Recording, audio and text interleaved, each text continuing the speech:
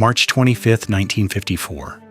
The RKO Pantages Theater, Hollywood, California, the Academy Awards, the most powerful room in the entertainment industry.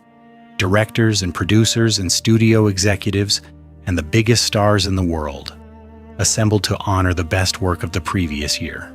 A room full of people who, 12 months earlier, had written Frank Sinatra's obituary. Not literally, but in the practical language of Hollywood, in the canceled contracts and the departed managers and the dropped record deals and the quiet industry consensus that the Frank Sinatra story was over, they had written it as clearly as if they had put it on paper. Now they were watching him walk to the stage to collect an Academy Award, Best Supporting Actor, From Here to Eternity. A performance that had come from a man with no record deal, no manager, no agent, no film contract, and a voice that the doctors were not certain would ever fully return.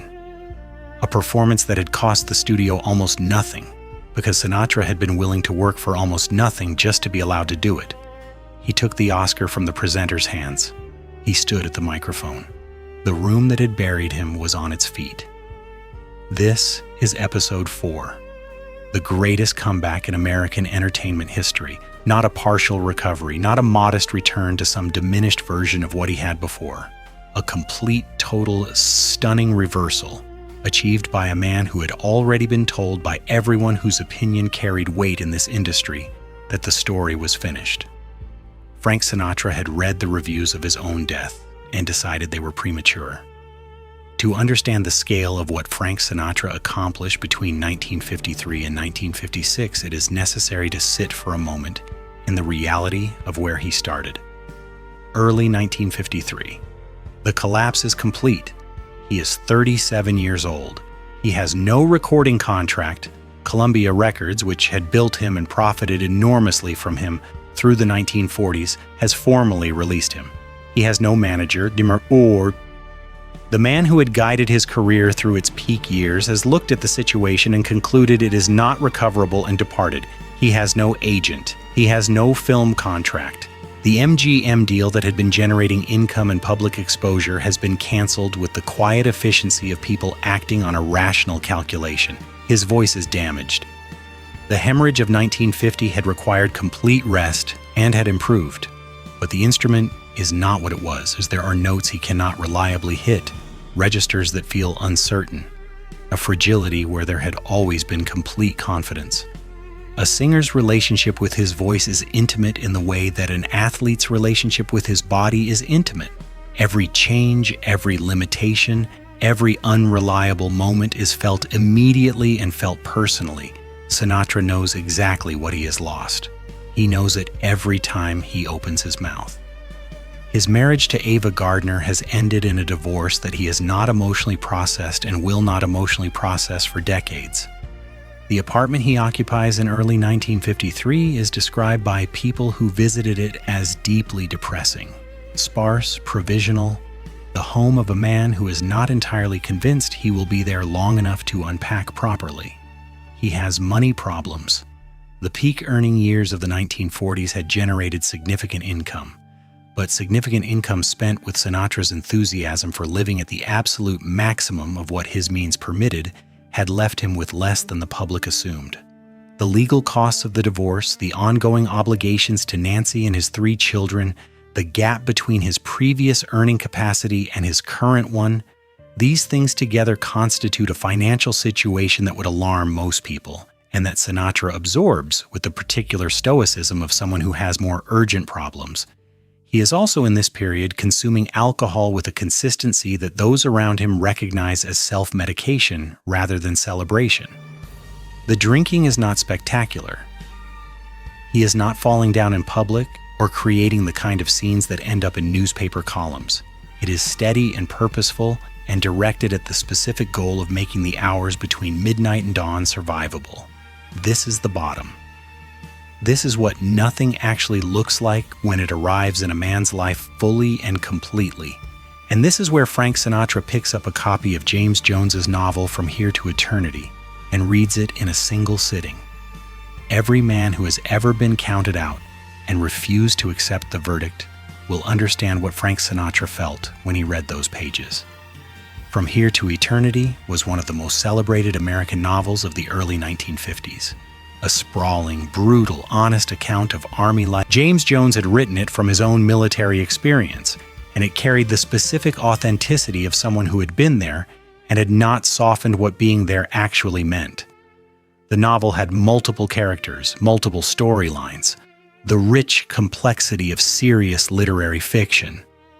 But one character reached off the page and grabbed Frank Sinatra by the collar, Angelo Maggio, a private in the United States Army, small, wiry, Italian-American from the streets of Brooklyn. A man with a mouth that ran faster than his judgment, and a loyalty to his friends that was total and unconditional. A man who found himself in conflict with a sadistic stockade sergeant named Fatso Judson, who had the institutional power to make Maggio's life a sustained misery, and who exercised that power with the particular enthusiasm of someone who has found a target he can hurt with impunity.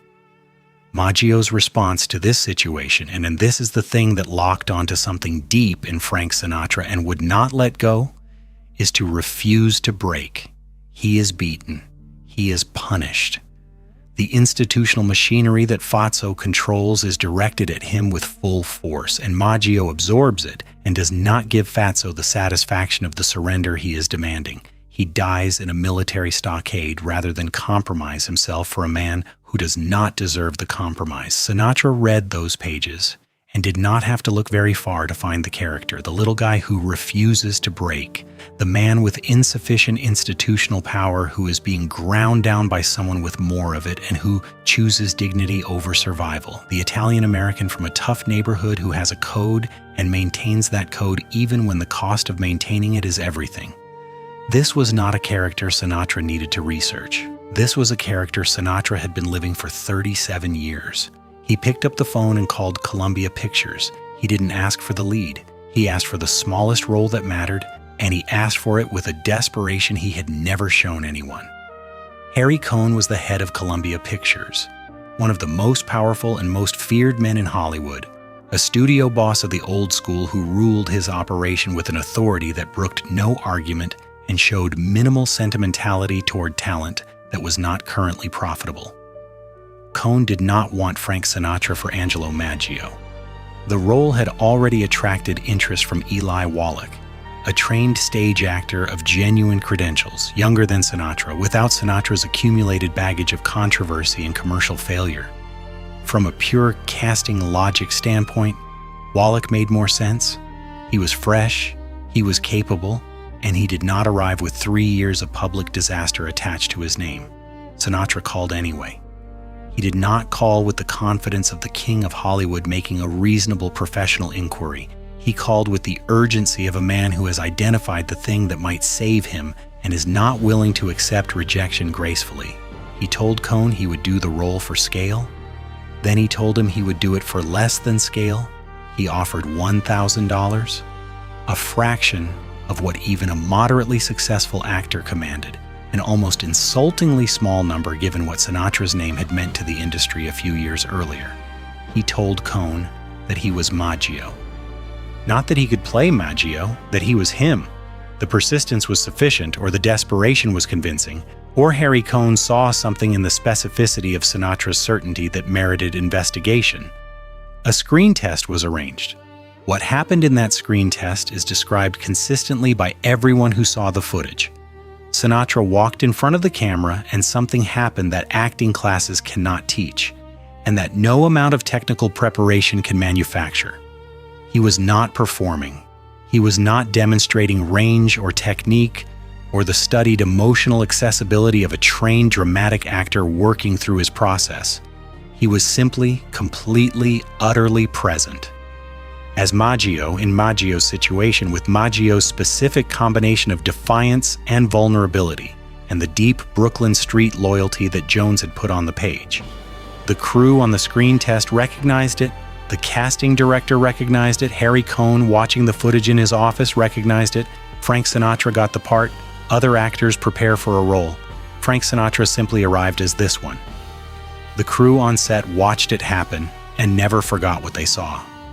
Filming on From Here to Eternity began in the spring of 1953 in Hawaii. The cast was formidable. Burt Lancaster in the lead, Deborah Kerr, Montgomery Clift, Donna Reed. These were serious dramatic actors at the height of their... Sinatra arrived with a quality that those present struggled to categorize. He was not the Frank Sinatra that Hollywood remembered from the MGM years. The charming leading man, the singer playing at being an actor, the celebrity whose name was the draw and whose performance was secondary. He was not performing at all. In the way that the word performing implies a gap between the person and the character, the gap was not there. He and Maggio occupied the same space, drew from the same source, responded to the same stimuli with the same instincts. The scenes between Maggio and Fatso, the accumulating confrontations between the defiant private and the sadistic sergeant, were shot with Sinatra bringing to each one the full weight of every time in his life that an institutional power had tried to grind him down, and he had refused to be ground. The hatred of the press during the draft years, the record labels and managers who had departed when the calculation turned against him, the industry that had written his death notice without waiting for the body to cool. All of it fed directly into a character whose defining quality was the refusal to yield. Montgomery Clift, himself one of the greatest American actors of his generation, a man whose technical preparation for a role was legendary in its depth and rigor, watched Sinatra work and was visibly moved by what he saw. Clift, who was not given to easy compliments and who held himself and his colleagues to demanding standards, told people afterward that Sinatra's work in the film was something he had rarely encountered. The kind of performance that does not feel like performance at all, but like truth. The director Fred Zinnemann shot the film with the knowledge that what he had in Sinatra was something that could not be repeated or improved through additional takes. When Sinatra was right, and he was right consistently, Zinnemann took the take and moved on. There was an instinctive quality to the performance that additional repetition would only erode. The work was done in days. Sinatra's entire role was shot in 2 weeks. What those 2 weeks produced was one of the most celebrated supporting performances in American film history. 8 months after filming, the man who had been buried stood on the stage that buried him and accepted the highest honor the industry could offer. The room did not know whether to feel ashamed or amazed. They settled on both. From Here to Eternity was released in August 1953. The film was an immediate and overwhelming success. Commercially enormous, critically lauded, the kind of Hollywood event that announces itself as important from the first week of its release. It would go on to receive 13 Academy Award nominations and win 8, including Best Picture. And from the moment it opened, the conversation about the film included one consistent and somewhat bewildered observation. Frank Sinatra's performance as Angelo Maggio was extraordinary. The critics who had been covering his collapse with such relentless enthusiasm were now covering his resurrection with the same energy in the same publications, with a candor that acknowledged the reversal without dwelling excessively on the earlier verdicts. Bosley Crowther of the New York Times called the performance a revelation. Other critics reached for similar language. Surprised, unguarded, the vocabulary of people encountering something they had not expected and could not dismiss. The public response was more direct. People went to see From Here to Eternity and came out talking about Maggio. They came out talking about the small, defiant soldier who refused to break and the actor who had played him with a honesty that felt like it could not possibly have been constructed from craft alone. The Academy Award nominations were announced. Best Supporting Actor, Frank Sinatra. March 25, 1954. The Pantages Theater. The envelope opened. Frank Sinatra walked to the stage. The room that had canceled his contracts and accepted his manager's departures, and noted his collapse with the careful neutrality of people protecting their professional interest. That room stood up, not perfunctorily, not with the polite mechanical applause of industry obligation. They stood because what had happened was genuinely remarkable, and the entertainment industry, whatever its many faults, understands remarkable when it is standing in front of it. He took the Oscar. He held it. He said very little. Frank Sinatra's public speeches were never his preferred mode of communication, and he had learned through bitter experience not to say more than what needed to be said. He thanked the people who needed to be thanked. He walked off the stage. Backstage, alone for a moment, he held the award and reportedly said, "Maggio, I'll remember you, Angelo." The Oscar proved he could act. What happened next in the recording studio proved that the voice had come back from the dead and brought something back with it that the original version never had. Capitol Records signed Frank Sinatra in 1953. The deal was not spectacular by the standards of his Columbia years. Capitol was not offering the terms that a certain commercial success commands because Sinatra was not yet a certain commercial success again. They were making a bet.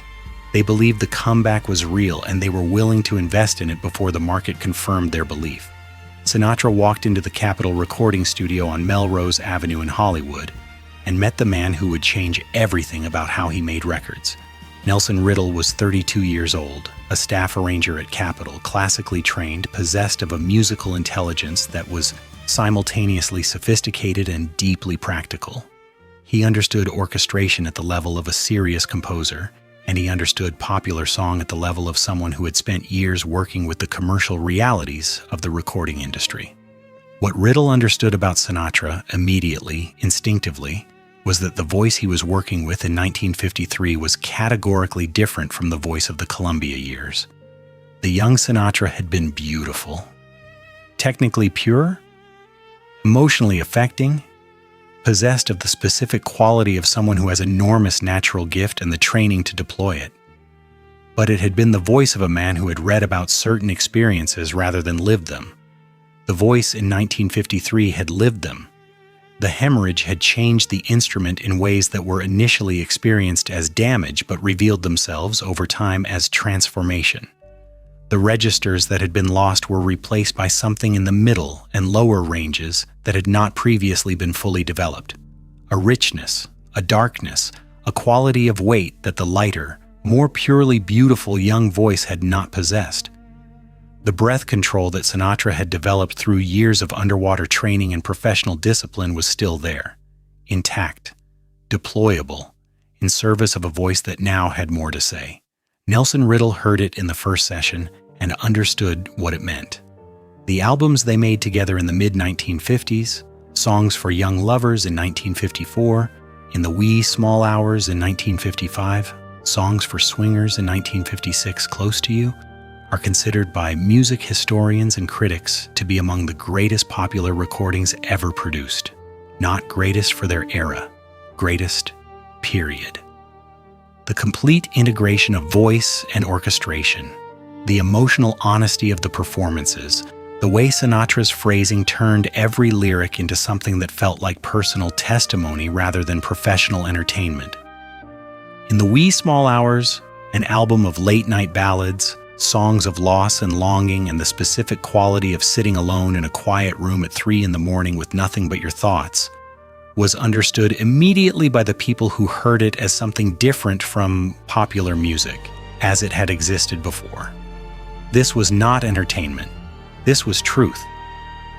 The truth of a man who had loved completely and lost completely, and who was using the only language available to him, the language of melody and lyric, and the particular alchemy of a voice shaped by everything it had survived, to say what could not otherwise be said. Frank Sinatra was 39 years old. He was the biggest star in the world. Again, the comeback was complete. From nothing, no record deal, no manager, no agent, no film contract, a damaged voice, and a divorce from the woman he loved, to the Academy Award stage and the greatest recordings in American popular music in 3 years, by a man who had been written off by everyone with any financial stake in whether he succeeded or failed. He had done it with a supporting role in someone else's film, offered for almost no money, that he had pursued with the desperation of a man who understood it was the last door available to him. He had done it by being so completely himself as Angelo Maggio that the performance required no construction at all, just arrival. And he had done it with a voice that came back from hemorrhage and divorce and the darkest years of his life, not diminished but deepened, carrying in every note the full weight of everything it had been through, giving to the songs of the 1950s an emotional authority that the perfect young voice of the Paramount years could never have achieved. The boy from Hoboken had built himself twice. The second version was better than the first, but the King of Hollywood was not finished building, because Las Vegas was waiting. The Rat Pack was assembling. A young senator from Massachusetts was running for president.